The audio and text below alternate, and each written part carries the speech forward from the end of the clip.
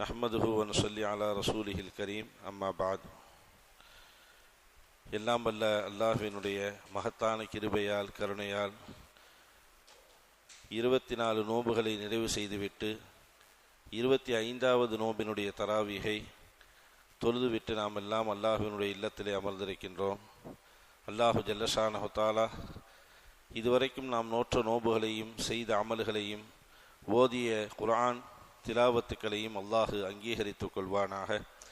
அதற்குண்டான சவாபுகளையும் நன்மைகளையும் அல்லாஹ் நிரப்பமாக குறைவில்லாமல் நமக்கு தந்தல் புரிவானாக.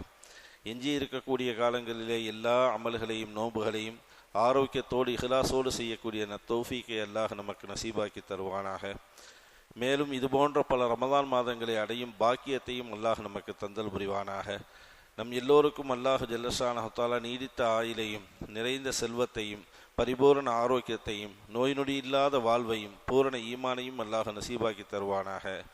ஆமீன் யா ரப்பல் ஆலமீன். கண்ணியத்திற்கும் மிகுந்த மரியாதைக்கும் உரித்தான அல்லாஹுவின் நல்லடியார்களே, திருமறை வேதத்திலே 29வது ஜுசுவினுடைய முதல் சூரா சூரத்துல் முல்க். குர்ஆனில் 67வது சூறாவாக இந்த சூறா இடம்பெற்றிருக்கிறது. இந்த சூறா குறித்து சில தகவல்களை மட்டும் குறுகிய நேரத்திலே நாம் பார்க்க இருக்கின்றோம். நபிகள் நாயகம் ஸல்லல்லாஹு அலைஹி வஸல்லம் அன்னவர்கள் ஒரு ஹதீஸிலே நமக்கு சொல்லுவார்கள், குர்ஆனுக்குள்ளே 30 ஆயத்துக்கள் கொண்ட ஒரு சூறா ஒன்று இருக்கிறது. அந்த சூறாவை யார் அனுதினமும் ஓதி வருகிறாரோ அவருக்கு 3 விதமான பலன்களை அவர் அடைந்து கொள்வார் என்று சொல்வார்கள். அந்த 3 விதமான பலன்களில் ஒன்று, உலகத்தினுடைய அனைத்து தேவைகளையுமே அல்லாஹ் ஜல்லஷானஹு தஆலா அவருக்கு நிறைவேற்றி கொடுத்து விடுவான். இரண்டாவது, கபரிலே நம்மை வைத்ததற்கு பிறகு அந்த சூரத்துல் முல்க் என்று சொல்லக்கூடிய இந்த தபாரக்கல்லதி சூரா முன்கர் நக்கீர் என்று சொல்லக்கூடிய கேள்வி கணக்கு கேட்க வரக்கூடிய அந்த 2 மலக்குமார்களிடத்தில் சண்டை போடும் என்பதாக சொன்னார்கள். நேற்று ஒரு சூரா முஜாதலான்னு பார்த்தோம்ல, தர்க்கம் செய்யக்கூடிய பெண், சண்டை போடக்கூடிய பெண் அப்படின்ட்டு. இந்த சூறாவுக்கு இன்னொரு பேர் இருக்கு, சூரத்துல் முஜாதலா அப்படிங்கிற பேர் இருக்கு. முஜாதலாண்டா தர்க்கம் செய்யக்கூடியது, சண்டை போடக்கூடியது. யார்கிட்ட இந்த சூறா போய் சண்டை போடும் அப்படின்டா, நம்மளை கபூரில் வச்ச பின்னாடி நம்மள்கிட்ட கேள்வி கணக்கு கேட்கறதுக்காண்டி வருவாங்கல்ல, அவங்க கேள்வி கணக்கு கேட்டுட்டு அதற்கு பிறகு ஒரு உத்தரவு ஒன்று போட்டுட்டு போவாங்க, கபூரே உன் வேலையை பாரு அப்படின்னு சொல்லுவாங்க. அப்போ கபூர் என்ன செய்யும், அப்படியே நெருக்கும், விலா எலும்போட விலா எலும்பு சேரும் அளவிற்கு நெருக்கும். மேலும் பலவிதமான வேதனைகள் அதாபுகள் கபரிலே கொடுக்கப்படும் என்பதாக வருகிறது. அல்லாஹ் பாதுகாத்து அருள் புரிய வேண்டும். அந்த உத்தரவு போடும்போது அவர்களோடு இது என்ன செய்யுமா, தர்க்கம் செய்யுமா. டெய்லி என்ன ஓதியிருக்கான் இவன் என்ன செஞ்சிருக்கான், என்ன உலகத்தில் வாழ்ந்த காலத்தில் டெய்லி என்ன ஓதியிருக்கான், இவனுக்கு எப்படி கபருடைய வேதனையை நீங்கள் கொடுப்பீங்க, அது முடியவே முடியாது, நான் அதை ஏற்றுக்கிறவே மாட்டேன். ஒரு விஷயத்தை நம்ம விளங்கணும், இந்த உலகத்தில் எதற்கெல்லாம் உருவம் இல்லையோ அதற்கெல்லாம் நாளை மறுமையில் அல்லாஹ் உருவத்தை கொடுப்பான். இந்த உலகத்தில் எதற்கெல்லாம் உருவம் இல்லை, தொழுகைக்கு உருவம் இருக்கா, இல்லை. குர்ஆன் ஓதுறமே உருவம் இருக்கா, இல்லை. செய்கிற தஸ்பீஹ் திக்ருக்கு உருவம் இருக்கா, இல்லை. மேலும் எண்ணற்ற தான தர்மங்கள் செய்கிறமே உருவம் இருக்கா, இல்லை. குர்ஆனுடைய சிறப்பான இந்த சூறாக்களை ஓதுறமே உருவம் இருக்கா, இல்லை. ஜக்காத்துக்கு உருவம் இருக்கா, இல்லை. அமல்களுக்கு என்பது ஒரு உருவம் என்பதே கிடையாது. ஆனால் நாளை மறுமையிலே அல்லாஹ் நம்மை வைத்ததற்கு பிறகு ஒவ்வொன்றும் ஒவ்வொரு உருவத்தோடு நமக்கு துணையாக இருக்கும். இந்த உலகத்தில் நமக்கு துணை யாருன்னு கேட்டால், வீட்டில் உம்மா இருக்காங்க, வாப்பா இருக்காங்கன்னு சொல்லிடுவோம், அல்லது நண்பர்கள் இருக்காங்கன்னு சொல்லிடுவோம், அல்லது நம்மளோடு பயணிக்கக்கூடிய மனைவி மக்கள் இது போன்ற உறவுகள் இருக்காங்கன்னு நம்ம சொல்லிடுவோம். ஆனால் இந்த உறவுகள் எல்லாம் கபூரில் வைக்கும் வரை தான், வச்சிட்டோம்னா இது ஃபுல்லாக காலி, டோட்டல் காலி. சரி, இது போனதற்கு பிறகு நமக்கு அங்கே தனிமையை உணரக்கூடாது, அந்த இருளை அனுபவிக்கக்கூடாது, அந்த கபருடைய வேதனையை நம்ம ஒரு சொட்டு கூட அதை சுவைக்கக்கூடாது. நம்மளுடைய துணைக்கு பேச்சுவார்த்தைக்கு ஒரு நபர், ஒரு தோழன் வேண்டும். இதெல்லாம் யாருங்க அப்படின்டா, இது போன்ற சூறாக்கள், திக்ருகள், குர்ஆனுடைய ஆயத்துக்கள், மேலும் நாம் செய்த தான தர்மங்கள், இப்படி என்ன நல்லாமல்கள் புரிந்தோமோ அனைத்துமே நமக்கு துணையாக வரும் என்பது நம்முடைய மார்க்கம் நமக்கு சொல்லித் தருகிறது. ஸல்லல்லாஹு அலைஹி வஸல்லம் சொன்னாங்க, கபருடைய வேதனை அவருக்கு இருக்காது என்று சொன்னார்கள். ரெண்டாவது விஷயம், இந்த சூரா செய்யக்கூடிய ரெண்டாவது வேலை. மூணாவதாக நபிகள் நாயகம் ஸல்லல்லாஹு அலைஹி வஸல்லம் சொல்றாங்க, யார் இந்த சூறாவை அனுதினமும் ஓதுறாங்களோ, வெறும் 30 ஆயத்து தாங்க, இந்த 30 ஆயத்தை நம்ம டெய்லி ஓதி பார்த்துட்டே இருந்தோம் அப்படின்னா குறைஞ்சபட்சம் 2 மாசத்துல மனப்பாடம் பண்ணிடலாம். ரொம்பலாம் நாள் அதிகமாகாது.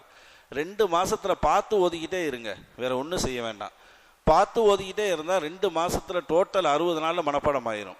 மனப்பாடம் ஆன பின்னாடி இதுக்குன்னு தனியாக நீங்கள் நேரம் ஒதுக்கி ஓதுங்கிற அவசியம் கிடையாது. அலுவலகத்துக்கு போகும்போது நீங்கள் காரை ஸ்டார்ட் பண்ணுறீங்க அல்லது பைக்கை ஸ்டார்ட் பண்ணுறீங்க, நீங்கள் ஸ்டார்ட் பண்ணி வண்டியை ஓட்டிட்டு போய் உங்களுடைய அலுவலகத்துக்கு சேர்றதுக்கு முன்னாடியே ஓதி முடிச்சிடலாம். போயிட்டே இருக்கும் பொழுது தபாரக்கல்லதி பியதிஹில் முல்கு வஹு அலா குல்லி ஷைஇன் கதீர் அல்லதி ஹலக்கல் மௌத வல் ஹயாத்த லியப்லுவக்கும் அய்யுக்கும் அஹ்ஸனு அமலா அப்படின்னு வரிசையாக ஓத ஆரம்பிச்சிட்டிங்கடா 30 ஆயத்தை வாக்கிங்காக இருக்கட்டும், ஜாக்கிங்காக இருக்கட்டும், எக்ஸசைஸ் செய்யக்கூடிய இடமா இருக்கட்டும், ஜிம்முக்கு போனாலும் சரி, அல்லது வேற எங்கேயாவது நம்ம 2 வீலரில் பயணம் போகிறோம், காரில் பயணம் போகிறோம், இந்த மாதிரி நேரங்களில் கூட என்ன செஞ்சிடலாம், இதை அனுதினமும் ஓதி முடிச்சிடலாம் அப்படின்னு சொல்ல வர்றேன். இதுக்கு டைம் ஒதுக்கி ஓத உங்களுக்கு டைம் இல்லைனாலும் இந்த டைம்களை நம்ம பயன்படுத்திக்கலாம். அப்போ அந்த அடிப்படையில் இந்த சூரா செய்யக்கூடிய 3வது வேலை என்ன அப்படின்னா, அல்லாஹ்விடத்தில் ஷஃபாஅத் என்று சொல்லக்கூடிய பரிந்துரை நமக்காக வேண்டி செய்யும். நமக்காக வேண்டி பரிந்துரை. உலகத்தில் பரிந்துரைக்கு தாங்க பஞ்சமே இல்லையா? டிஎன்பிசி எக்ஸாம் எழுதிட்டான், எல்லாம் முடிஞ்சு, அவனுக்கு அரசாங்க வேலை வேணும், ஓகேவா? அதே தரத்தில் அவனை போலவே ஒரு 100 பேர் இருக்காங்க, ஒரே மாதிரி மார்க்கு, ஒரே ஃபிட்னஸ்ஸு, ஒரே இது. யாருக்கு 2 வேலை தான் இருக்குது, யாருக்கு கொடுக்க முடியும்? அந்த நேரத்தில் ஒரு அமைச்சரை ஒருத்தனுக்கு தெரியும்னு வச்சுக்கிறீங்களேன், ஒரு உதாரணத்துக்கு சொல்கிறேன், அது துறை சார்ந்து ஒரு அமைச்சரை தெரியும் அப்படின்டா அந்த அமைச்சர் ரெக்கமெண்ட் பண்ணான்னு வச்சுங்களேன், எவ்வளோ சந்தோஷமாக இருக்கும். அந்த 100 பேர்த்தில் ஒரு ஆளுக்கு ரெக்கமெண்ட் பண்ணி இவனை தூக்கி அந்த ஜாப்பில் போடுறா, அரசாங்க வேலையில் போடுறான்டா, எவ்வளோ சந்தோஷமாக இருக்கும். அற்ப உலகம், அழியக்கூடிய உலகம், அழியக்கூடிய வேலை, அழியக்கூடியது, எல்லாமே அழியக்கூடியது, அதுக்கே நமக்கு இவ்வளோ பெரிய சந்தோஷம் வருது அப்படின்டா நாளைக்கு அல்லாஹ்விடத்தில் கபருடைய வேதனையை விட்டும் இவனை பாதுகாத்து விடு ரஹ்மானே என்பதாக பரிந்துரை செய்யும் இந்த சூரா. அது மட்டும் இல்லாமல் எல்லா விதமான பலா முசீபத்தும் இவனுக்கு வரக்கூடாது என்பதாக அல்லாஹ்விடத்தில் பரிந்துரை செய்யும் இந்த சூரா. தனிமையை உணர்வு விடாமல் நம்மோடு கபரிலே பேசிக்கொண்டே இருக்கக்கூடிய அற்புதமான வேலை செய்யக்கூடியது இந்த சூரா. இவ்வளவு விஷயங்களையும் நமக்கு பரிந்துரை செய்யக்கூடிய, உண்மையான நேரத்தில் செய்யக்கூடிய அந்த பரிந்துரை என்பது எவ்வளோ பெரிய மகத்தான ஒரு விஷயமாக இருக்கும் என்பதை நம்ம புரிந்து கொள்ள வேண்டும். நபிகள் நாயகம் ஸல்லல்லாஹு அலைஹி வஸல்லம் அவங்க சொன்னாங்க, 3 விதமான விஷயங்களை இந்த சூரா நமக்கு செய்யும் என்பதாக நாயகம் ஸல்லல்லாஹு அலைஹி வஸல்லம் அவங்க சொன்னாங்க. இன்னொரு விஷயம் இந்த சூறாவில் இருக்கிறது. ரசூல் ஸல்லல்லாஹு அலைஹி வஸல்லம் ஹதீஸை சொல்லும் பொழுது, சூரத்துல் சஜிதான்னு நம்ம வெள்ளிக்கிழமை ஓதுறோம்ல, வெள்ளிக்கிழமை ஓதக்கூடிய அந்த சஜிதாவும் அந்த 2 சூறாக்கு மத்தியில் உள்ள ஒற்றுமை என்ன அப்படின்னா, குர்ஆன்லேயே இந்த 2 சூறா மட்டும்தான் 30 ஆயத்தில் உள்ளது. அந்த சூறாவுக்கும் 30 ஆயத்து, இந்த சூறாவுக்கும் எத்தனை ஆயத்து? 30 ஆயத்து. அந்த 2 சூறாக்களுக்குள்ளேயும் பல்வேறு விஷயங்களை அல்லாஹ் ஜல்லஷானஹு தஆலா அழகாக நமக்கு சொல்லித் தருகின்றான்.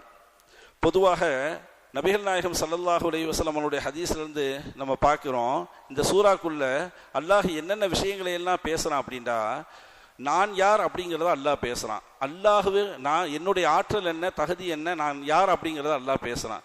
தபாரக்கல்லதி பியதிஹில் முல்கு, என் கையில் எல்லாமே இருக்குது அப்படின்னு அல்லாஹ் சொல்கிறான். அற்புதமான வார்த்தை. அல்லாஹ் சொல்கிறான், என் கையில் எல்லாமே இருக்குது. ஒரு ஆட்சி அதிகாரத்தில் இருப்பவர்களுக்கு எப்படி ஒரு நாடு அவருடைய கையில் இருக்குமோ, அது மாதிரி அந்த நாடு அவர் கையில் இருந்தால் என்னென்னலாம் செய்வார், எப்படிலாம் சட்டம் போடுவார், எல்லாம் பண்ணுவாரா இல்லையா?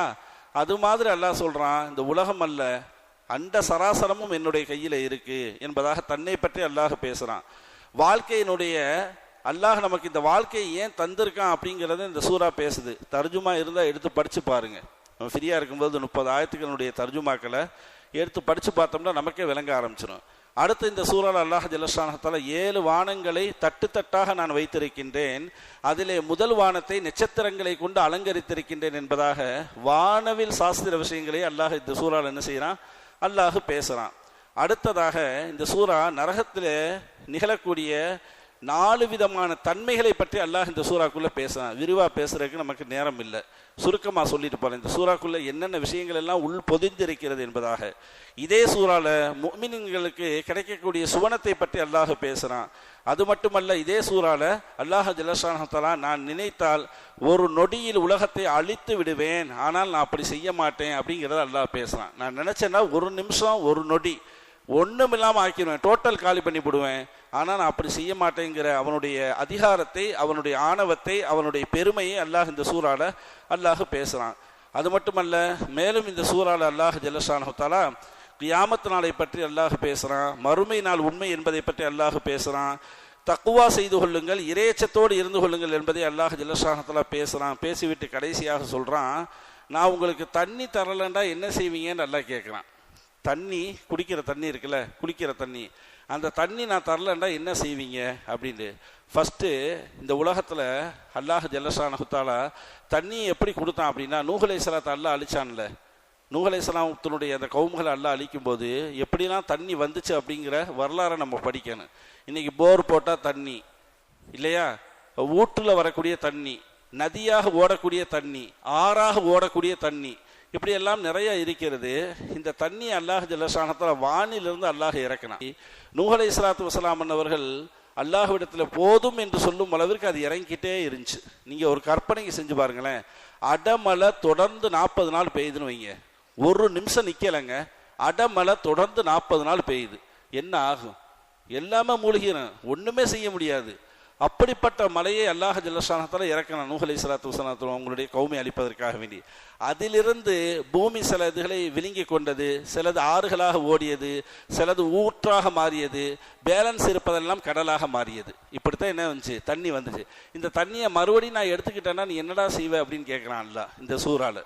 அப்போ என்னை இவ்வளவு நியாமத்துக்களை உனக்கு நான் செஞ்சுருக்கேன், என்னை மறந்து நீ வாழ்ந்துடாத அப்படிங்கிற பல்வேறு விஷயத்த அல்லாஹ் ஜல்லஷானஹு சொல்கிறான். இது இறக்கும் பொழுது ஒரு நபர் சொன்னாராம், தண்ணி இல்லைன்னா நான் மம்பட்டியை வச்சு, அந்த மண்வெட்டியை வச்சு நான் நல்லா வெட்டி வெட்டி வெட்டி வெட்டி தண்ணி எடுப்பேன் அப்படின்னு சொன்னாராம் அல்லாஹ் ஜல்லஷானஹு தஆலா. அந்த மனிதருக்கு கண்ணில் ஊறக்கூடிய தண்ணியை அல்லாஹ் தஆலா நிப்பாட்டிட்டான். கண்ணில் ஊறுதல தண்ணி, அதுவும் தண்ணி, தண்ணி இல்லாமல் அந்த பசை இல்லாமல் கண்ணு இயங்காது. அதே போல் வாயில் ஊறக்கூடிய உமிழ் நீர், அந்த உமிழ் நீரையும் அல்லாஹ் எடுத்துட்டானா என்ன ஆகும், முடிஞ்சு, டோட்டல் ஃபினிஷ். எடுத்த உடனே அவர் சிறிது காலம் வாழ்ந்தார், அதற்கு பின்னால் மரணித்து விட்டார் என்பதாக எழுதுறாங்க. ஆக அல்லாஹ்வினுடைய அத்தாட்சியில், அவனுடைய ஆயாத்துக்களில் நம்ம என்ன செய்ய முடியாது, போட்டிகள் போட முடியாது. அல்லாஹ் நமக்கு கொடுத்ததை நினைச்சு அவனுக்கு ஷுக்ர் செய்யக்கூடிய அடியாராக ஆக வேண்டும் என்ற அற்புதமான விஷயத்தை தான் இந்த சூரா நமக்கு சொல்லித் தருகிறது. தபாரக் அல்லதிக்கு இன்னும் பல்வேறு